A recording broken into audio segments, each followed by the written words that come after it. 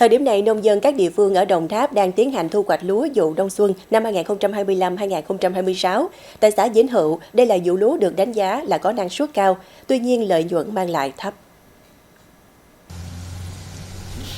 Vụ đông xuân 2025-2026, toàn xã Vĩnh Hữu, bà con nông dân đã xuống giống hơn 920 hectare lúa.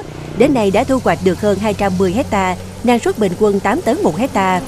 Nhiều thành viên hợp tác xã Hương Hòa xã Vĩnh Hữu làm năng suất trên dưới 10 tấn một hectare.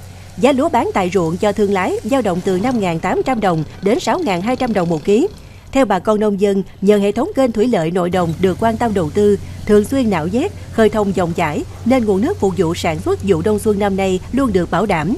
Tuy nhiên, do chi phí sản xuất, tình hình giá cả phân bón, xăng dầu tăng cao, trong khi giá lúa chỉ ở mức trung bình, thậm chí có xu hướng giảm, nên vụ này bà con sản xuất lúa có lãi nhưng không cao.